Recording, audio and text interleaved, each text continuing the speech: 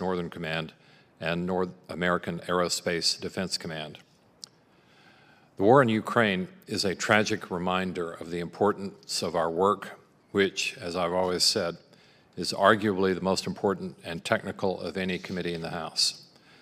Vladimir Putin's recent announcement that he was placing his nuclear forces on alert made clear to the world the risks of miscalculation.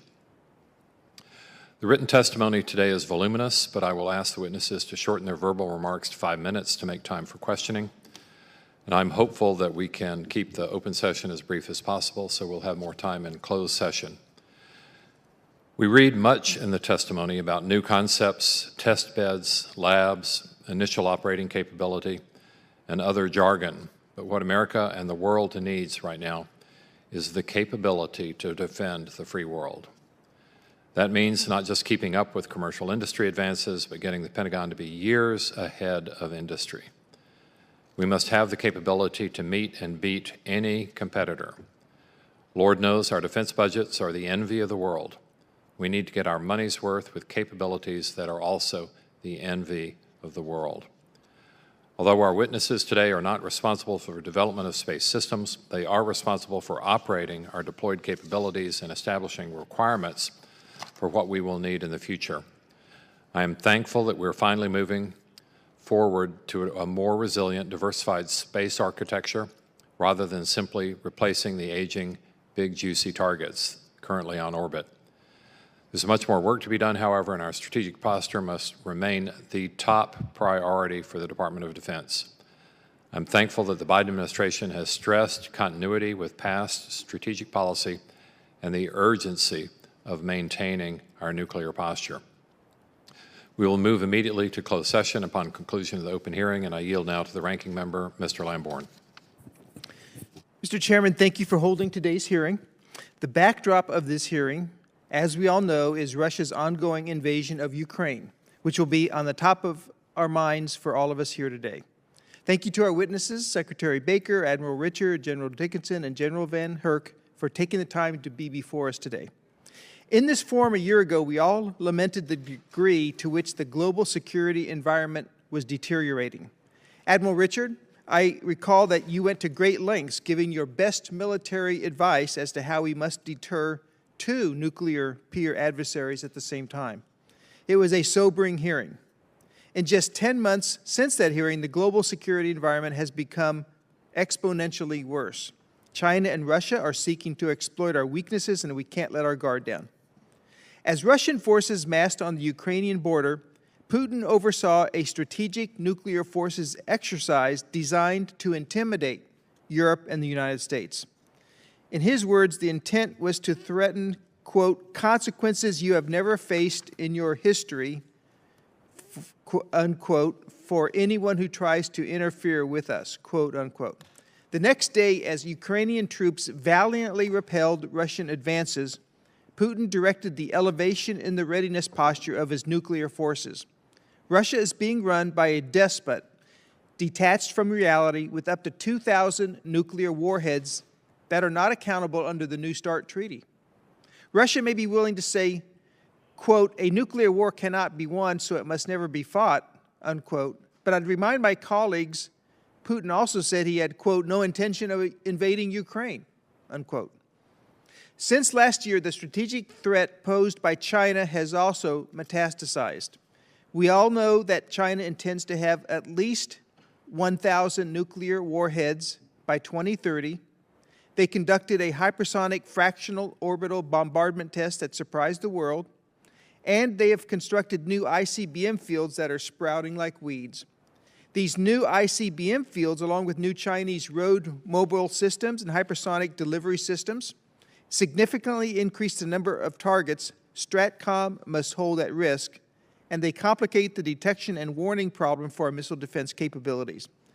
And with everything else going on, North Korea launched a ballistic missile last week. It barely even made the news, but there is press reporting that the test had applications for a space-launched capability. If true, this represents a significant threat to our homeland, and the Missile Defense Review, which is coming out soon, must continue the longstanding commitment to outpace the North Korean threat to the homeland and get the next generation interceptor to initial operating capability as soon as possible. And to complicate matters further, China and Russia have demonstrated ability and intent to weaponize and militarize space. Russia's recent anti-satellite weapon test generated debris that threatens human lives on orbit and shows that space is no longer free from threat and militarization.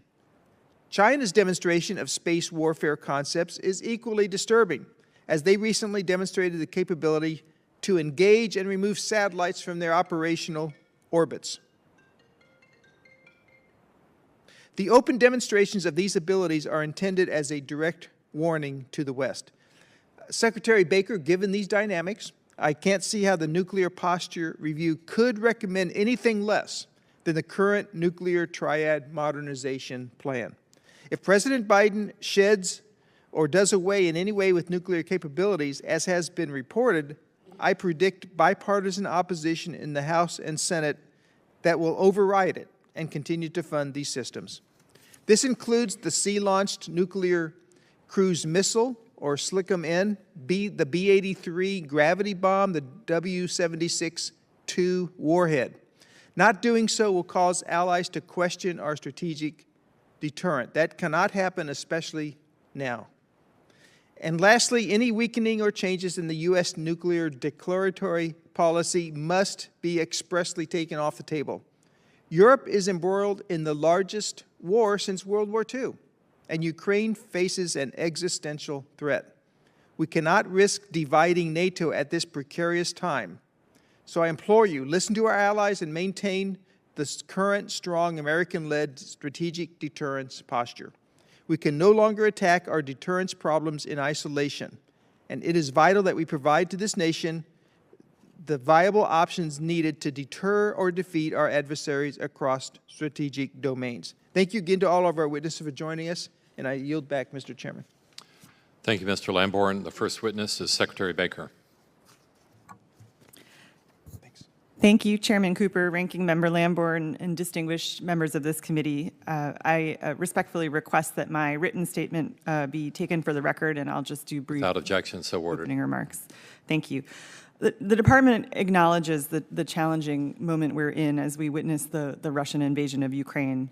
Such actions highlight Russia as an acute threat, even as the Department continues to pace to the People's Republic of China. Further, the United States faces a challenging security environment amid intensifying strategic competition, rapidly evolving domains of conflict, novel military capabilities, and the growing assertiveness of our competitors. Deterrence is challenged by competitors' gray zone operations below the threshold of conflict, combined with increasingly complex escalation dynamics which erode strategic stability. We must diligently calibrate our strategic posture, which is underwritten by our nuclear missile defense, space, and hypersonic strike capabilities to these developments. The forthcoming 2022 National Defense Strategy will detail the Department's strategic approach. At the core of the NDS lies integrated deterrence, and this is a framework for working seamlessly across warfighting domains, theaters, the spectrum of conflict, in close collaboration with all instruments of national power, our allies and our partners. As such, the 2022 Nuclear Posture Review and the Missile Defense Review will be nested within the NDS.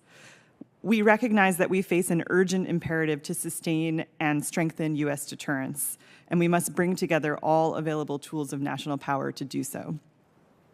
Nuclear deterrence is the Department's highest priority mission. Our nuclear posture continues to be the backbone of our strategy to preserve peace and stability by deterring aggression against the United States, our allies, and our partners. Potential U.S. adversaries are modernizing, diversifying, and expanding their strategic capabilities, resulting in growing risks. The PRC's ongoing ambitious expansion of their nuclear forces is a growing factor in how we assess our nuclear posture. The PRC is investing in a triad, implementing a launch-on-warning posture with advanced command and control architecture, and increasing its stockpile.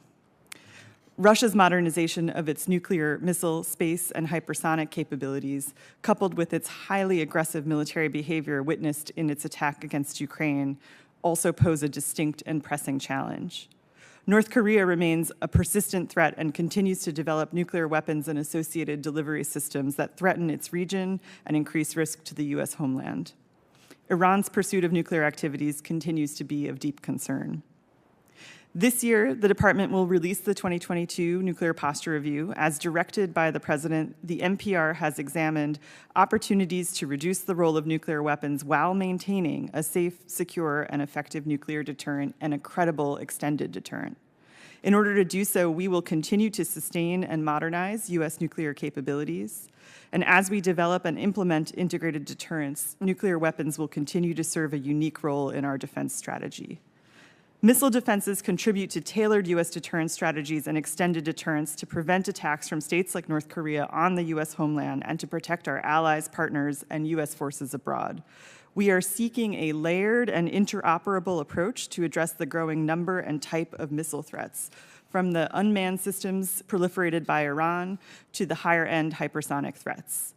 The MDR will provide a framework for U.S. missile defense priorities and a strategy for missile defense within integrated deterrence. It will also outline how the United States is integrating missile defense with its allies and partners in order to strengthen international cooperation against shared threats. In space, the PRC remains our primary long-term competitor, seeking to exploit our reliance on space-based systems and challenge our position. Russia remains a key U.S. competitor in the space domain as well, as it similarly seeks to undermine and exploit the U.S. in space. Iran is continuing to pursue a space program which could shorten the pathway to long-range missile capability. We are focused on ensuring the capabilities and the architecture to deter, deny, and if necessary, defeat hostile actions in space, recognizing that assured access to space is critical for our approach across all domains.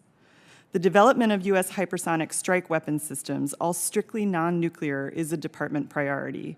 The combination of their speed, maneuverability, and altitude provides clear and distinct operational advantages. The department is working to identify and invest in the optimal mix of high and low-end munitions for deterrence and to ensure we achieve our objectives in conflict. We're also developing the concepts of operations to employ these systems that address and minimize destabilization risks. Transparency and dialogue with Congress remain critical to the evolution of this capability. I'd like to thank you for the support of the department across all of these domains, and with that, I'll look forward to your questions. Thank you, Secretary Baker. Now, Admiral Richard. Chairman Cooper, Ranking Member Lamborn, distinguished committee members. First, I want to offer my appreciation for the flexibility to allow me to testify virtually with my fellow panelists. It's due to those unfolding events over the weekend, I felt it prudent for me to remain at my headquarters here in Omaha. And in particular, given the ongoing historically significant crisis in Ukraine, I am going to defer all questions relative to Russia and a number related to our own forces to the closed session. But before I begin, I want to thank Secretary Austin, Chairman Milley, for their continued support to the strategic deterrence and strategic defense of the nation, as well as their overall leadership under some very trying conditions. And ladies and gentlemen, right up front, what I want to assure you is that my command, as always, is ready to execute our strategic deterrence mission. Chairman Milley rightly stated that we're experiencing one of the largest shifts in global geostrategic power the world has ever witnessed. Today, we face two nuclear-capable near peers who have the capability to unilaterally escalate a conflict to any level of violence in any domain worldwide with any instrument of national power. And that is historically significant. Last fall, I formally reported to the Secretary of Defense the PRC's strategic breakout. Their expansion and modernization in 2021 alone is breathtaking. And the concern I expressed in my testimony last April has now become a reality. I have previously emphasized our need to be able to deter two adversaries at the same time. That need is now an imperative. I've said this before, and I think it's worth repeating. Every operational plan in the Department of Defense and every other capability we have rests on an assumption that strategic deterrence, and in particular nuclear deterrence, is holding. And if strategic or nuclear deterrence fails, no other plan and no other capability in the Department of Defense will work as designed. The nation's nuclear forces underpin integrated deterrence and enable the U.S. and our allies, partners, to confront aggressive and coercive behavior. The strategic security environment is now a three-party nuclear near-peer reality. Our existing nuclear forces are the minimum required to achieve our national strategy. We must modernize and recapitalize the nation's nuclear triad, nuclear command and control, nuclear complex and supporting infrastructure to meet presidential objectives. And while modernization must be the priority, please make no mistake, STRATCOM's forces are ready today.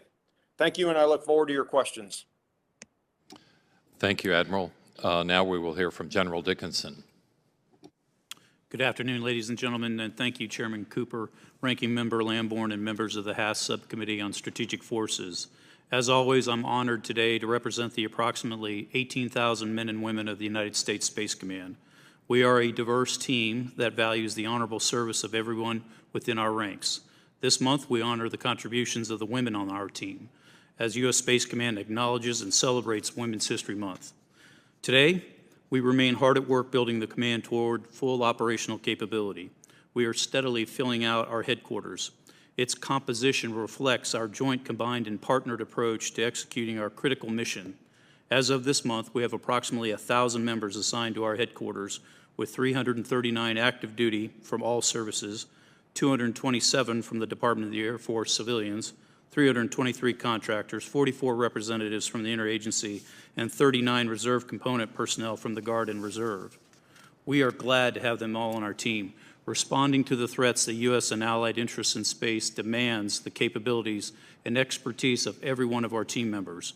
We are prepared to execute our unified command plan missions and responsibilities, yet acknowledge that the challenges from our competitors in the domain are substantial and growing.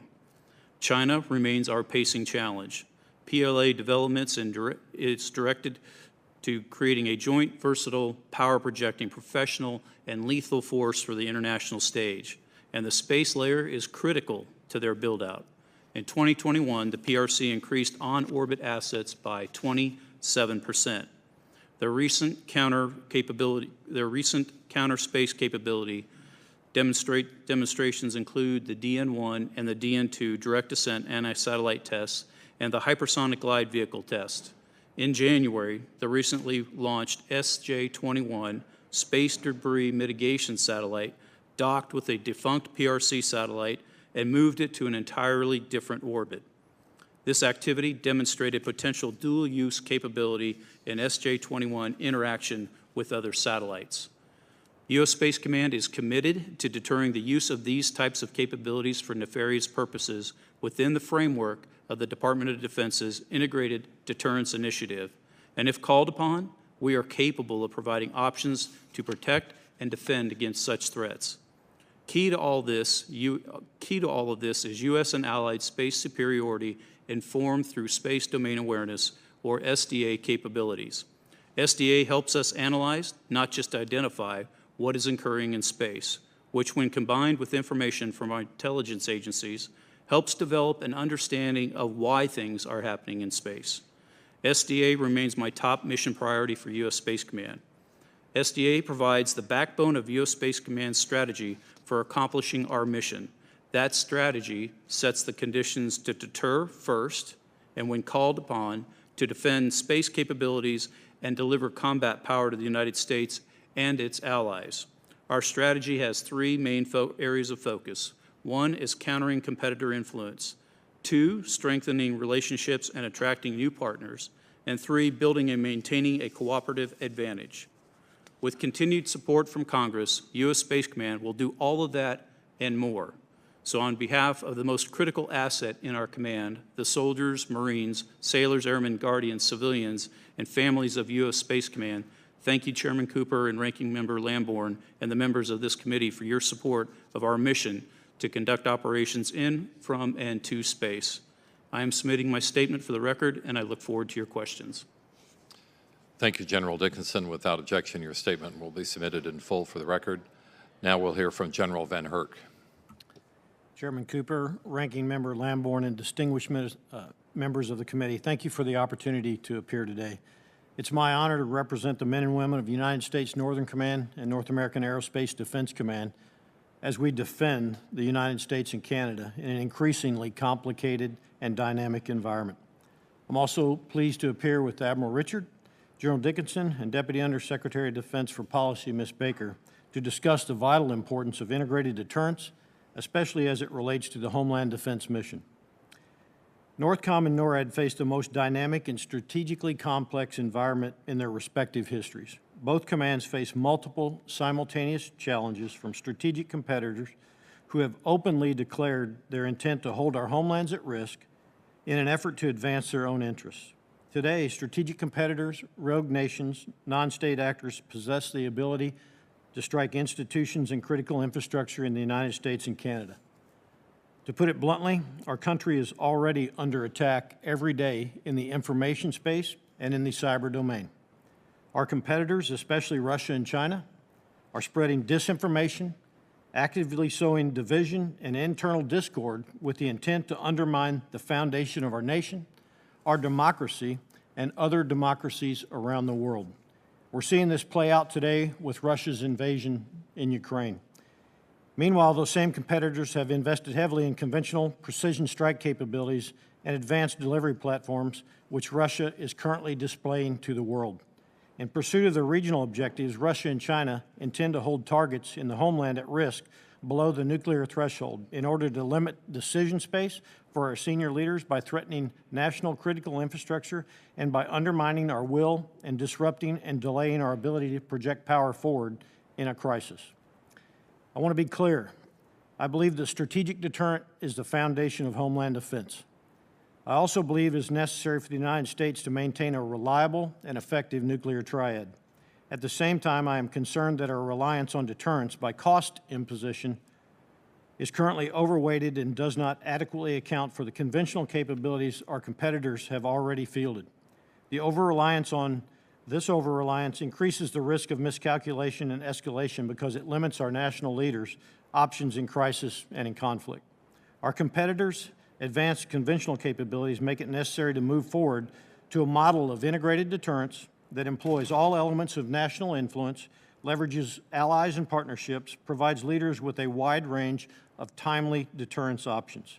We must continually demonstrate to our potential aggressors that they will not be successful in achieving their objectives by demonstrating homeland readiness, responsiveness, resiliency, and displaying a range of kinetic and non-kinetic capabilities to defend the homeland and respond to any potential threat or aggression. U.S. NORTHCOM's support of civil authorities and security cooperation relationships with allies and partners are critical to that effort, as is NORAD's mission to provide warning and defend the approaches to North America. The reality is that this strategic environment is the new normal. North America is and will be continually challenged day to day and in crisis.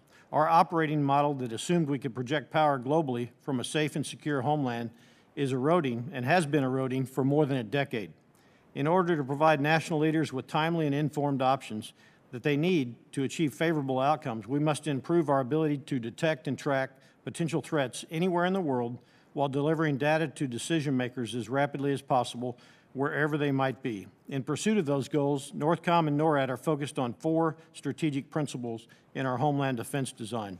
All domain awareness, that's from undersea to on orbit and everything in between, including cyber. Information dominance, that's the use of advanced capabilities such as machine learning and artificial intelligence to analyze and process data much sooner and deliver that data, what I call decision superiority, to key decision makers in a timely manner. And finally, global integration. No problem is regional anymore. They're all domain and global. These principles are vital elements to integrated deterrence, and they are critical to our nation's ability to deter in competition, de-escalate in crisis, and if necessary, defeat in conflict. I continue to work closely with my fellow commanders, including Admiral Richard and General Dickinson, the services, the department, and all of our interagency and international partners to defend our nation. I'd like to thank the committee and all that you've done to support our soldiers, sailors, airmen, Marines, and our guardians. The FY22 National Defense Authorization continues to advance our national defense priorities and the mission of Northern Command and NORAD. However, today's strategic environment calls for sustained, sufficient, and predictable funding in order to prevail while presenting persistently operating under a continuing resolution has accelerated the erosion of our nation's competitive advantage over the last decade. I join my fellow commanders, service chiefs, and the Secretary in expressing our concerns and need to arrest this degradation by passing the FY22 omnibus and restoring normal order to the appropriations process as a matter of national security. Again, thank you for the opportunity to appear today. I look forward to your questions. Thank you, General VanHerck. Let me just add an amen to what you just said. I would ask all members to keep questions as brief as possible during open session so that we can rapidly move to closed session. I just have a few questions for Secretary Baker. I think, Madam Secretary, you would agree that if a major nuclear power were to suddenly double the lethality of their nuclear component, that would be a significant development, right? Yes, Mr. Chairman, I agree. It might even be what Admiral Richard calls a strategic breakout. So it's a truly alarming development. And I don't know what's in the nuclear posture review that's coming up, but my guess is we're not going to advocate anything like doubling U.S. nuclear capability, right? Mr. Chairman, I apologize. Unfortunately, I'm not at liberty to talk about the details of the NPR. Well, I'd be willing to bet that we're not going to advocate that, so that's fine. But there was a Washington Post article that appeared last October that troubles me because it claims, citing a national lab director who's retired, that the United States has just doubled the lethality of its nuclear arsenal. And there has been no denial from the Pentagon. Now, I checked into it to see if this claim was true or not, and it seems by all authorities to not be true. We have not doubled the lethality of our nuclear capabilities. So the continuing Pentagon silence troubles me. And I know that some folks like to appear 10 feet tall, even if they're not, but this doesn't seem to fit with clear and honest communications on nuclear matters. So perhaps the Pentagon wants to discount the Post as a source. I can understand that. But the continuing silence to me is nearly deafening. And I would hate for a near-peer adversary to mistake the Post article for something approaching truth and using that as an excuse to accelerate their nuclear development, when in fact we haven't done a thing, really. So I just want to get this on the record so that we can have clearer communications with the world. Mr. Chairman, I'm not familiar with the Post article that you referenced, but certainly we will dig into it. And I agree with you that when it comes to our nuclear posture and our nuclear capabilities, we ought to be as transparent as we can be wherever we can be. Thank you. Mr. Lamborn? Thank you, Mr. Chairman. Admiral Richard, I'll just jump right in for the sake of time. I think it'd be a mistake to discard any of our nuclear capabilities in light of our two near peers and the nuclear buildups and posturing that they're currently displaying. If the United States were to jettison any of these three following things, the nuclear sea-launched cruise missile, the B-83 gravity bomb, or the W-76-2 low-yield submarine-launched missile, in the upcoming nuclear posture review, what kind of message would that send to our adversaries and our allies? Ranking Member, if you would, given that that's a discussion of our own capabilities, I'd like to defer my answer to that to the closed session, please, sir.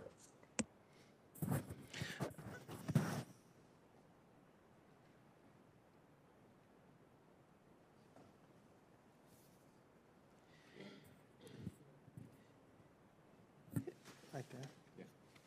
Okay, let me ask another question then. Is it your best military advice that our missile defenses are matching the growing People's Republic, Democratic Republic of North Korea threat? So, Ranking Member, my best military advice here is that very question is at the core of the missile defense review. It's a question of what is our national policy in terms of what we expect to do from our missile defenses. My best military advice was applied inside the missile defense review, and I think it would be best for that process to complete to give you the formal department answer on that, sir. General Dickinson, reliable space launch options are critical to the continued success of the National Security Space Launch Program and for assured United States access to space.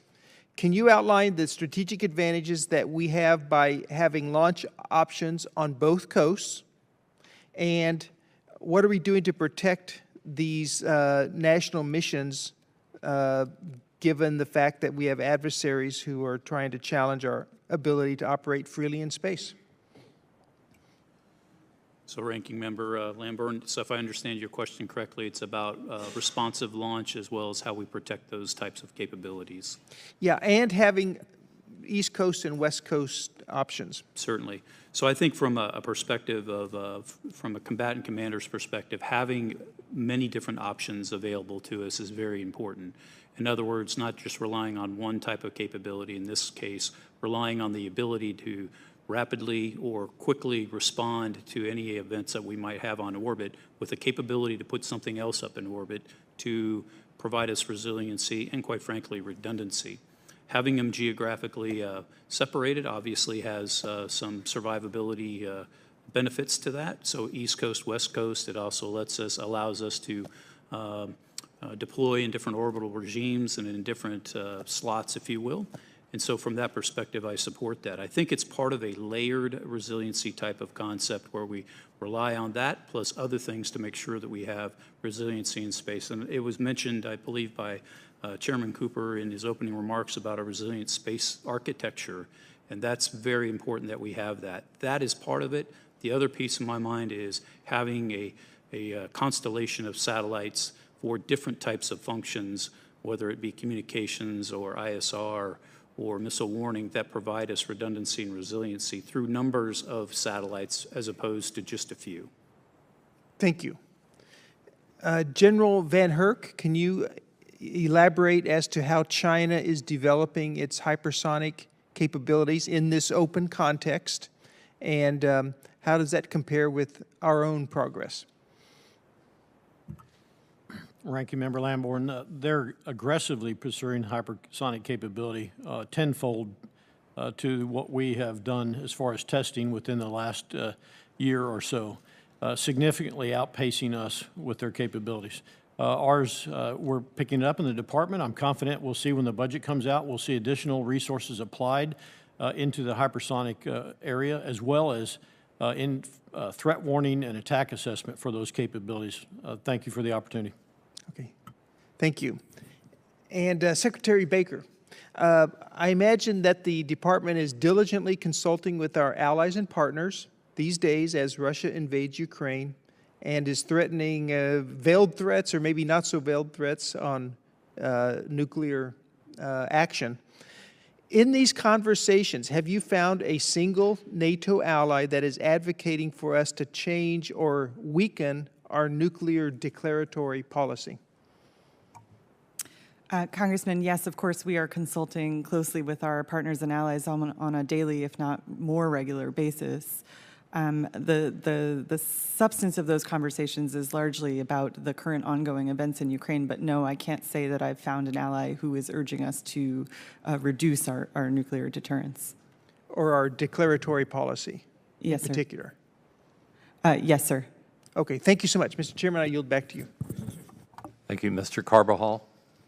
Thank you, Mr. Chair. General Dickinson, U.S. space officials noted recently that Russia will employ counter-space capabilities like jamming and spoofing of the Global Positioning System, GPS, and communication satellites in support of its Ukraine invasion. In addition, the NRO director urged military and commercial space operators to prepare for possible cyber attacks from Russia. These warnings are deeply concerning to me as I represent Vandenberg Space Force Base, home to the U.S. Space Command's combined CSPOC Space Operations Center, which provides GPS navigation and space-based data that supports U.S. European Command and partners, and critical to our command and control of space forces. With this increased threat of cyber attacks and counter-space capabilities, how is U.S. Spacecom working to sustain GPS and critical communications networks that support coalition partners? Thank you, Congressman, for that question. So at U.S. Space Command, we prepare for that every day. That is part of what we do throughout the command. You mentioned the CSPOC at Vandenberg Space Force Base. Those guardians and warriors out there do that each and every day, ensuring that our global positioning satellites are state-of-the-art and are operational, to include satellite communications that we provide as well as missile warning. And so we continue to do that each and every day. We take very active measures to make sure that we are protecting ourselves and defending ourselves from cyber attacks. So in my mind, we are in a position right now where I'm very comfortable with our strategic posture for the space enterprise in support of not only European Command, General Todd Walters over there, but also the other combatant commands around the world. So with our global mission, that's what we do each and every day. Thank you. To continue, General Dickinson, the space enterprise has increasingly become a contested domain as Russia and China continue to develop and field space capabilities. In this contested space environment, do you have enough resources to assure U.S. access and superiority in the space domain? And two, how are you leveraging commercial capabilities to fill current and future capability gaps? So our relationship with the commercial industry is advancing and developing and maturing very quickly. We have had a number of commercial companies. I think we're up over 100 that we work with right now at what we call our commercial integration cell that's out at Vandenberg Space Force Base. So much so that we are developing a new framework for our integration with the commercial industry.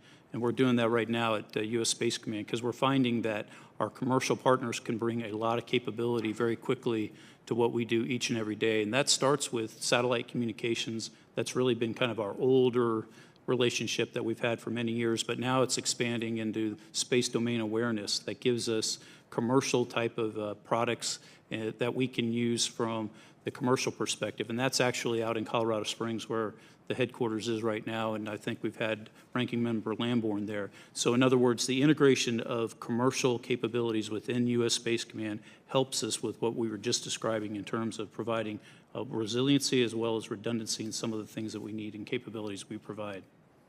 Thank you, and I'll just remind us that to be able to achieve that commercial framework enhancement, we need to continue to invest in the infrastructure of those ranges to be able to achieve these goals. So that's something I've been also advocating for. Secretary Baker and Admiral Richard, we all saw President Putin's unwarranted escalation of the Ukrainian crisis by ordering Russian nuclear forces to be put on high alert. What steps are you all taking within the coalition to manage this unprovoked escalation? Congressman, I would just say in this open session, we're assessing President Putin's directive. At this time, as the Secretary said, I believe last night, we are comfortable with our strategic defensive posture. And I'll turn to maybe Admiral Richard if he wants to add anything to that. Congressman, one, that's part of why I'm in Omaha, is a part of our ability to assess and be satisfied in terms of our defensive posture. I am satisfied with the posture of my forces. I have made no recommendations to make any changes. And part of that is because right now, all I'll say in open session is the nation's nuclear command and control is in its most defended, most resilient lineup that it's ever been in its history. And I'll be happy to go into more detail as to why I say that, as well as more discussion of what we see and what we're doing about it in closed session, sir. Thank you. I'm out of time. Mr. Chair, I yield back. Thank you, Mr. Carbajal. Mr. Brooks. Thank you, Mr. Chairman. Admiral Richard, always good to see someone from the Tennessee Valley up there. As you mentioned in your opening statement, in September 2021, you stated China to be in a, quote, strategic breakout, end quote. In February 2021, you wrote in an essay titled Forging 21st Century Strategic Deterrence that you expected China's nuclear weapon stockpile is expected to double, if not triple or quadruple, over the next decade. We've all been paying close attention to the conflict in Eastern Europe and Russia's recent movement toward a more aggressive nuclear posture. With what we know about these two adversarial powers, is it in the best interest of the United States national security to make changes to our nuclear declaratory policy? Congressman, you know I've testified to that effect several times in the past, and it remains my best military advice that changes would not have benefit to strategic deterrent, but would have a negative effect, a significant negative effect on our assurance of our allies. More specifically, how would a change away from strategic ambiguity affect our allies, and what message does it send to our adversaries? Well, it certainly does not help and has a very negative effect on the assurance of those allies. And bottom line, in terms of any potential adversary, I don't think fundamentally they're going to believe one way or the other what our policy is any more than we do in some cases. Again, that's my best military advice. That's being addressed as a part of the nuclear posture review. I know my place in the chain of command, and we're ready to execute whatever decisions are reached. Over. Thank you, Admiral Richard. General Dickinson, good to see you again. In your opening statement, you outlined China's intentions to obtain superiority in space. We know China has various abilities to conduct attacks on our satellites, including laser blinding, high-powered microwaves, radio frequency jammers, and ground-based missiles that can reach satellites in low Earth orbit. Can you describe the problems we face and the challenges of responding to such attacks? So thank you for the question, Congressman. Good to see you as well. For U.S. Space Command, what we're working on right now is all those events that you just described, our ability to understand what those events are and our awareness of those events. So one of the priorities, or the priority within the U.S. Space Command right now, is building out the capability to do space domain awareness so that I'm able to understand, interpret, and characterize what is happening on orbit. And we are doing that through a couple of means. One is we're looking at what our terrestrial-based radars can see in space. Some of those are the traditional ones that we've known about for many, many years, and you've used those. Others are ones that we hadn't used before in that role, is doing space domain awareness. In other words, looking up and seeing what they can see. So we, over the last 2 years, have done a lot of integration of those non-traditional space domain awareness sensors in order to understand better what's going on in the space domain. And that was highlighted for us when we had the Newdall test a couple of months ago, where we were able to characterize for the National Command Authority what we saw in space. So in other words, battle space awareness is key to what I'm doing right now to make sure that I can understand what's happening. Thank you. And this one will be for General VanHerck. Hopefully I can get the question in quick enough for you to answer. The Missile Defense Agency launched the Next Generation Interceptor program to protect the United States against potential ballistic missile threats stemming from North Korea and Iran. How is NORTHCOM continuing to work with MDA to ensure the NGI program remains on schedule and will meet the need of the combatant command when it is delivered in the 2029 timeframe? Congressman, thanks for the question. I routinely meet and talk with Vice Admiral John Hill from MDA and stress the importance of staying on time with delivery in 2028, if not sooner. They have structured the competition to reward fielding quicker and faster to meet those demand signals. I'd like to reiterate, I'm comfortable with where we are today in my capability to defend against the rogue actor that we're designed to defend against. Capacity and capability going forward could be challenged, and that's why it's crucial that we keep the NGI on time or bring it forward even sooner than 2028. Thank you. Mr. Chairman, I yield back. Thank you, Mr. Brooks. Mr. Garamendi.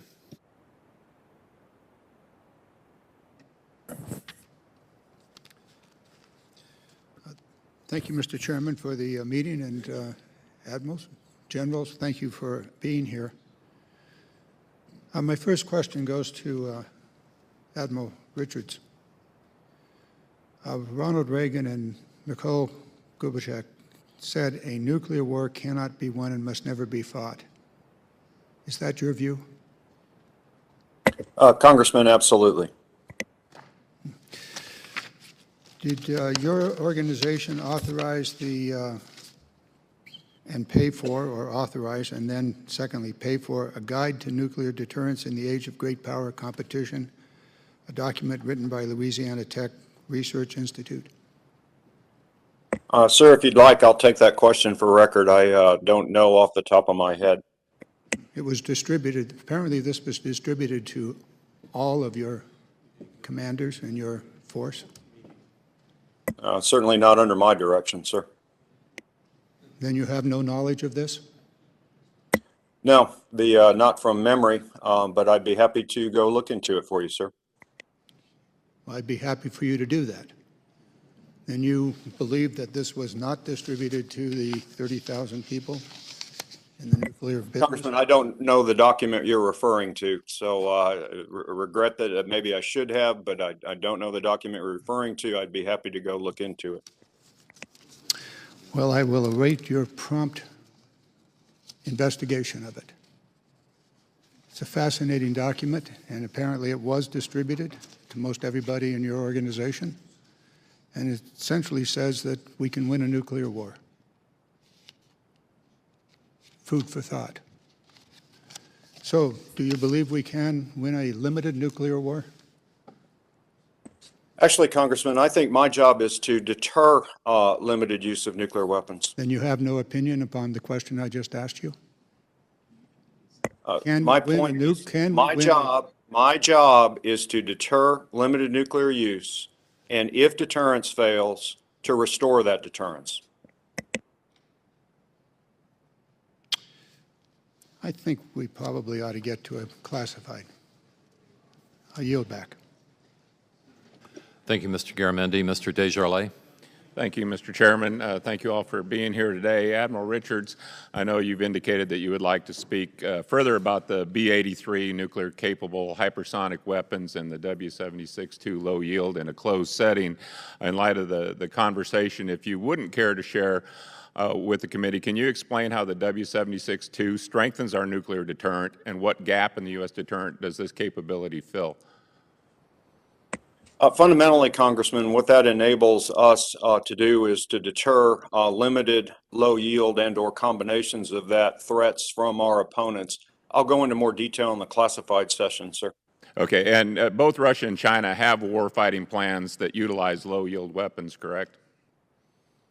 Congressman, better if I answer that in a closed session. Okay, well, I'll move on. General Dickinson, I know you're eager to get the permanent location for U.S. Space Command settled. Can you discuss briefly how this long drawn-out process has affected your ability to reach full operational capability, and what it would mean if you had to restart for a third time a search for a permanent location?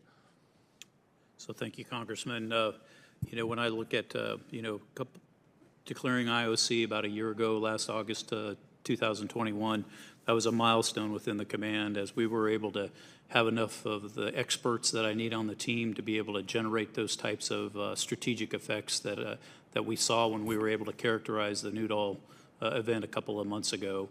So we're on our way to full operational capability. Where I see it right now is I'm looking forward to the results and the conclusion of both the DoD-IG evaluation that has been done, as well as the GAO audit that has been that is ongoing.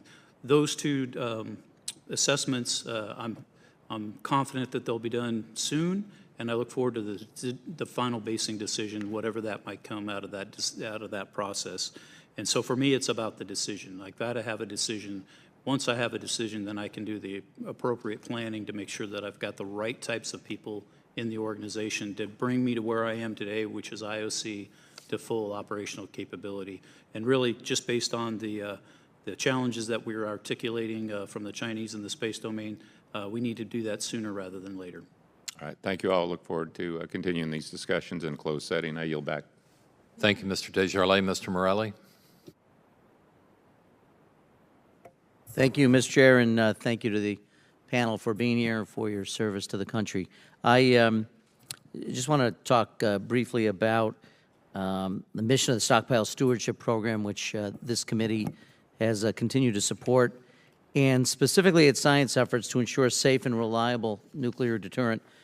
These programs already make stockpile management and modernization successful. I'm very proud that my district is home to the NNSA-funded Laboratory for Laser Energetics at the University of Rochester, which plays a unique role of both conducting world-class stewardship science and training the next generation of scientists that support the readiness of your important critical mission. I am concerned, I remain concerned, that NNSA does not request adequate resources for the Stockpile Stewardship Program, considering our reliance now and in the foreseeable future on science to ensure the safety and readiness of our deterrent force. So I wondered if any of you could comment on the importance of these science programs to the mission that you have before you. Congressman, I'm probably the most appropriate person to answer that question. I think you know I am required by law annually to do an assessment of the stockpile. And as recently as late last November, certified the safety, security, and effectiveness of our nation's nuclear weapons stockpile. That stockpile stewardship program that you talked about is a key element of the ability to make that certification, which fundamentally, this is about confidence in the stockpile. That's fundamentally what it comes down to. But that's not the only element that goes into this, right?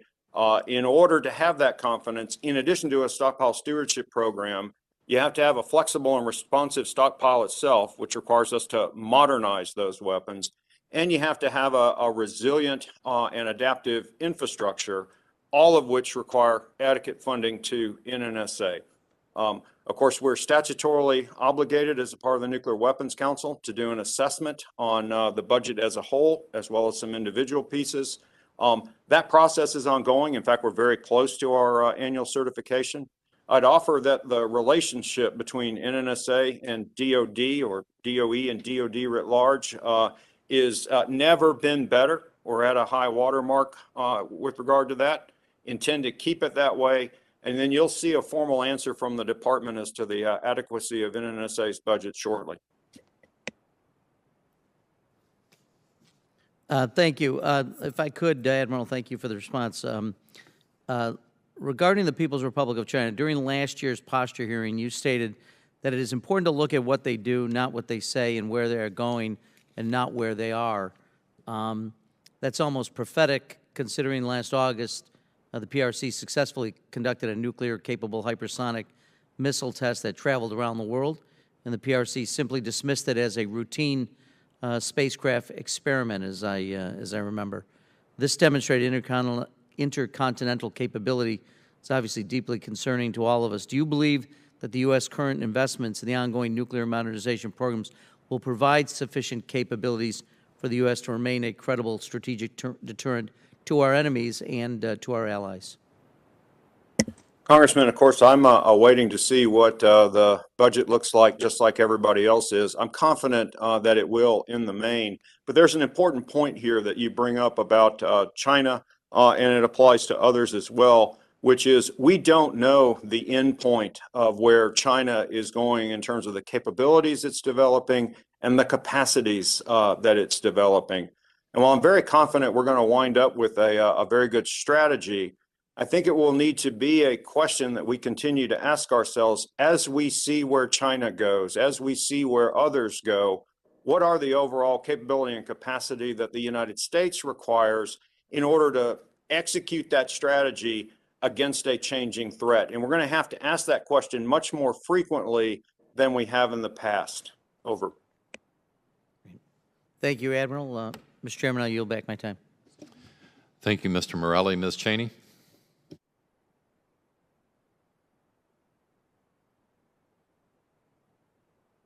Ms. Cheney, are you still with us? If not, who's next on the list? She's coming. Okay. Okay. Ms. Cheney? Thanks. Sorry, Mr. Chairman. I will reserve my questions for the classified session. Thank you. Thank you. I appreciate your consideration. Mr. Langevin?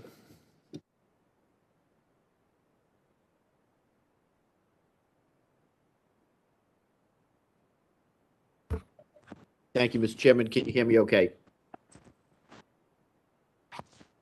Very good. I want to thank our witnesses for their testimony today.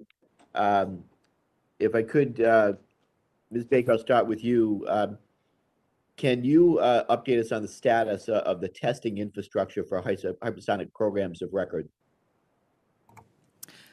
Yes, Congressman, thank you for the question. I can assure you and assure the committee that we have made substantial investments in the test infrastructure, both air and ground, in order to accommodate hypersonic testing and other advanced technology testing that we anticipate will be coming down the road.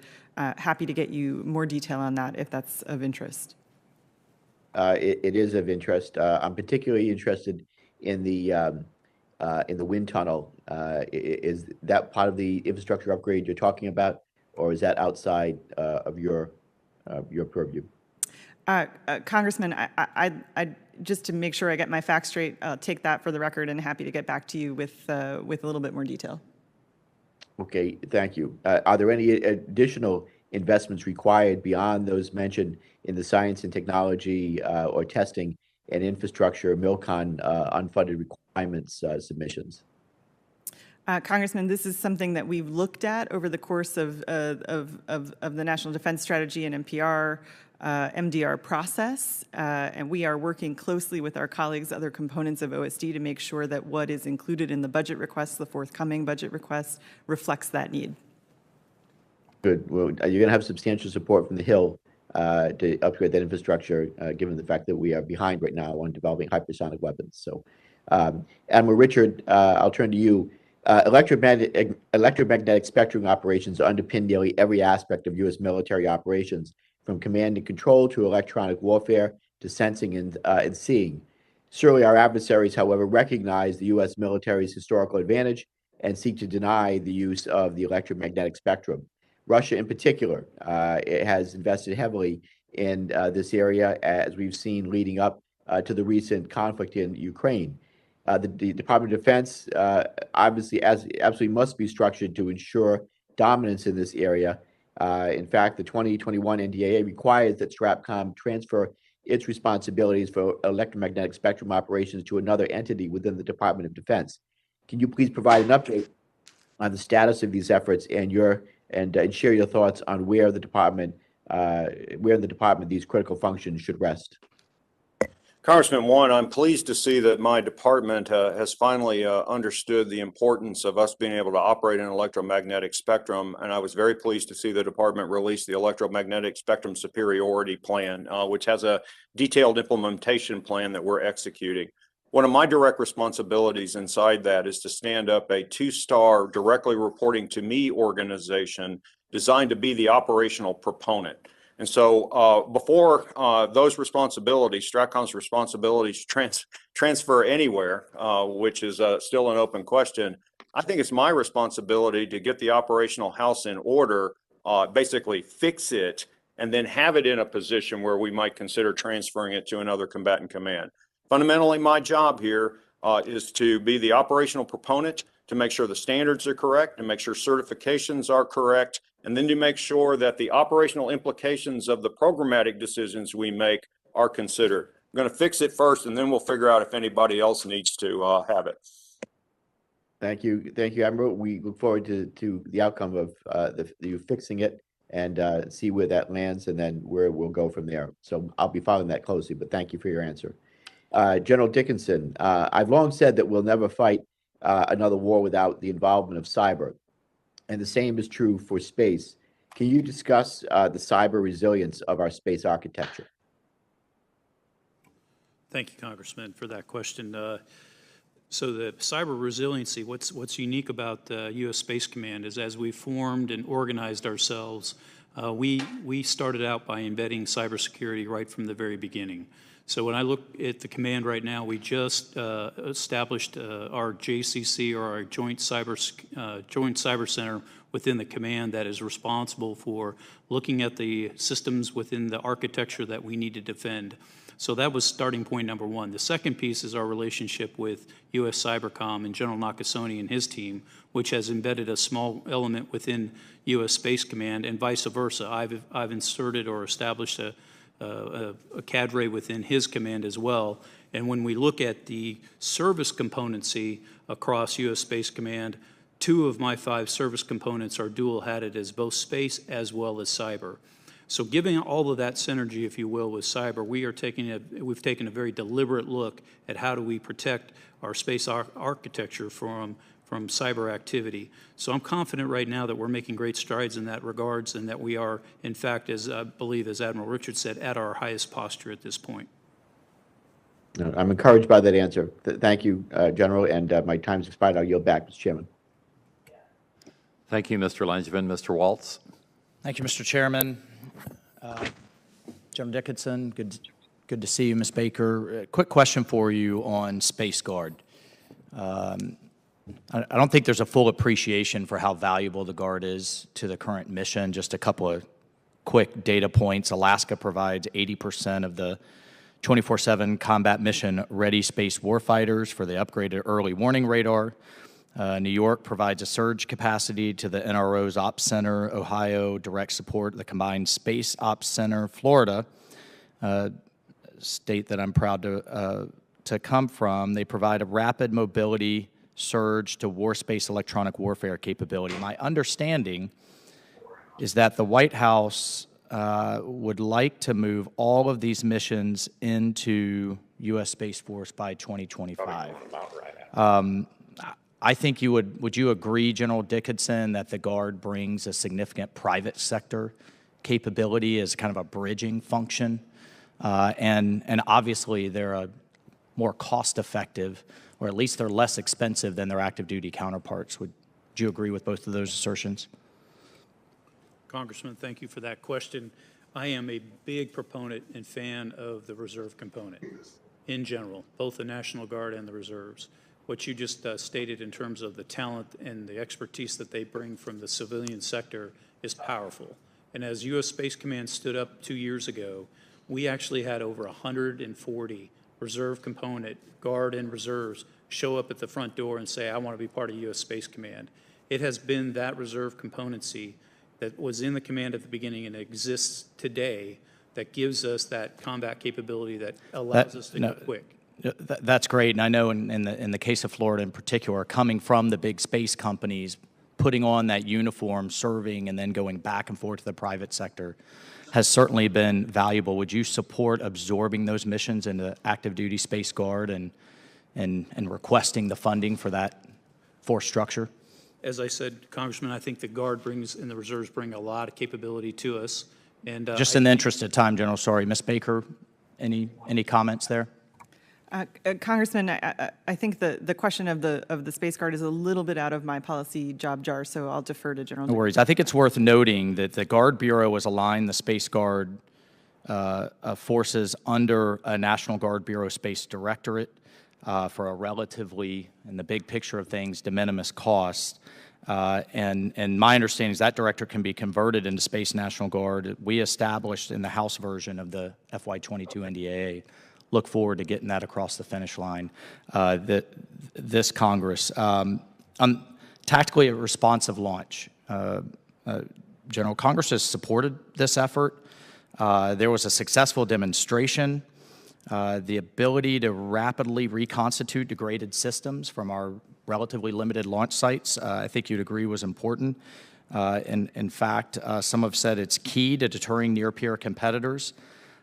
But despite this, neither the requirements nor funding for this important responsive space launch mission area have been identified by the Space Command or the Department.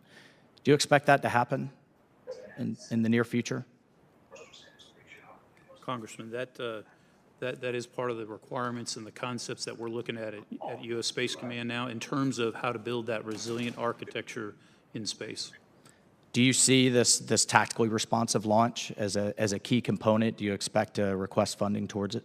I see that as a capability, one of the capabilities that we should have in order to do that rapid replenishment of capabilities on order, in addition to constellations that have many satellites in it that constitute make a constellation, if you will. I couldn't agree more, and I think as we move towards a resilient architecture, we have to be prepared if we start losing assets. How are we going to rapidly replace them? Just in the limited time remaining in the public session. Oh, I think we lost the Admiral. I wasn't expecting that, and I think I will reserve my time then for the. Thank you, Mr. Waltz. Mr. Panetta. Classified session. Thank you, Mr. Chairman. Just briefly, so we can get on to the classified session. I'm aware that the Joint All-Domain Command and Control, JADC2, is key to integrating missile defense systems, as is harmonizing our efforts with allies and partners. But I'm also aware of how challenging missile defense roles can be, especially if they're broken up under the Unified Command Plan. That being said, I was just wondering, General Dickinson or General VanHerck, Can you just kind of give a description of how we're trying to improve interoperability among the combatant commands, as well as our allies and their communication networks in order to bolster our missile defense systems? We're having briefing after briefing. Congressman, I'll take that question, General VanHerck. So I'm just There's gonna- multiple efforts ongoing Tony over there. to improve collaboration and coordination. I'll talk about one that I'm currently doing that we just finished and we're going to start again. It's So, called information. Any trouble getting in here? Hold on, Are they Mr. making Chairman, it can you tell Mr. Desjardins to mute himself? Mr. Desjardins, can you mute your microphone, please? Thank you. Please continue, General. Yeah, thank you. So the one that we're working on at our headquarters that involves all 11 combatant commands is called Global Information Dominance Experiment. And it's about taking data and information from all domains, from global sensors around the world, to include allies and partners, to include the missile defense capabilities that you mentioned, and sharing them through a cloud and utilizing machine learning and artificial intelligence to process it in a real time. And that gives you the ability to collaborate amongst the various functions to include intelligence, operations, and logistics to be able to develop a picture, develop options, and evaluate whether those options are realistic. The Deputy Secretary has done an outstanding job by providing forces at each combatant command and funding to additionally work on integrating these capabilities across the combatant commands, her ADA effort. And so we're proudly partnering with the department and all the commands to get after what you're talking about. Outstanding. General Dickinson, you have anything to add to that? Thank you, Congressman. I would just add that Glen has done a great job in terms of inclusiveness on some of these experiments that we have done that he just outlined. And it's equally as important that we're incorporated or integrated into those efforts in terms of missile warning as well as space domain awareness. So as we move forward, one of the priorities for U.S. Space Command is to make sure that we have digital superiority, and part of that is being able to integrate those very complex mission areas so that we have one common operating picture that we can all look at in order to make decisions and recommendations to the national level leadership. Great. Gentlemen and ma'am, thank you very much for your service and your time today. I yield back, Mr. Chairman. Thank you, Mr. Panetta. Mr. Horsford. Thank you, Mr. Chairman. General Dickinson, it's good to see you. I appreciated the opportunity yesterday to discuss the importance of tactically responsive space launch capability with you, and as the combatant commander responsible for the space domain, your perspective is invaluable as the Joint Force works to field this capability. I'm glad to be working with Congressman Waltz, and I know we led a letter requesting the funding, so look forward to working with you on that. I wanted to talk about the nuclear posture review and test readiness, though. From 1951 to 1992, nearly 928 explosive nuclear tests were conducted at the Nevada National Security Site, which is located in my congressional district.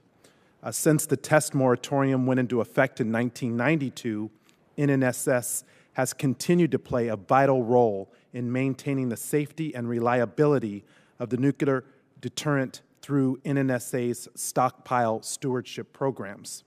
Today, scientists at NNSS use advanced methods to conduct subcritical experiments that ensure the readiness of the nuclear stockpile. These experiments are safe to the public and the environment and provide decision makers the information and data needed to have no doubt in the readiness of our nuclear deterrent. The FY22 NDAA included $135 million to further expand stockpile stewardship programs through construction in the NNSS U1A complex, providing high-skilled, high-paying jobs to the community and a highly advanced scientific capability to the NNSA. Every expert and commander that I've discussed the issue with has agreed that the experiments conducted at NNSS and across the NNSA enterprise provide an extremely high degree of confidence in the nuclear stockpile. However, I understand that NNSA still has a requirement to be able to conduct an explosive nuclear test within 12 months if ordered to do so by the President. I remain deeply concerned that any such test would not only be belligerent and unnecessary, but likely conducted at NNSS. Even the remote risk of such a test is unacceptable to my constituents. The Trump administration's 2018 Nuclear Posture Review stated that the United States will not seek ratification of the Comprehensive Nuclear Test Ban Treaty and that we will not resume nuclear explosive testing unless necessary to ensure the safety and effectiveness of the U.S. nuclear arsenal. So, Secretary Baker, do you agree that current methods of stockpile stewardship ensure the safety and effectiveness of the nuclear arsenal? And will the ongoing Nuclear Posture Review reverse the Trump administration's opposition to ratification of the Comprehensive Nuclear Test Ban Treaty? Congressman, thank you for the question. Let me just say that I think the stockpile stewardship program is one of the remarkable successes of our nuclear architecture over the last 30 years. The work that is done in terms of scientific analysis to allow Admiral Richard to have that assurance of our nuclear enterprise is absolutely essential.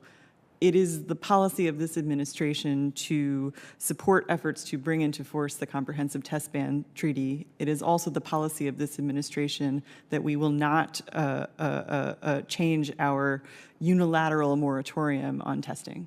Thank you.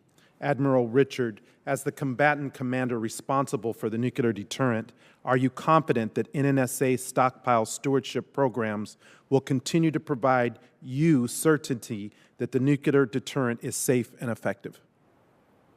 Congressman, as you know, I'm required to formally report that assessment in writing. And last fall, as a part of my overall stockpile assessment, I did in writing state that I saw no conditions necessitating consideration of a return to testing. But what I would offer is that stockpile stewardship alone is not all that's necessary to make sure that we have confidence that we don't need to go do a test to restore that confidence. It's not only stockpile stewardship. I have great confidence in that program. But you have to have a flexible and modernized inventory stockpile, which requires NNSA to hold to its requirements with the programs. And you have to have a flexible and responsive infrastructure, which is also necessary. So as long as NNSA continues to meet DoD requirements, then I will have that confidence. If not, it would require revisiting. Over. Thank you, Mr. Chairman, and I yield back. Thank you, Mr. Horsford. Mr. Moulton. Mr. Chairman, I defer my questions for the classified session. Thank you. I appreciate the gentleman's consideration. Mr. Khanna. Mr. Chairman, I defer my questions. I also welcome your consideration. Then we will move post haste to the classified session. This portion of the hearing is adjourned.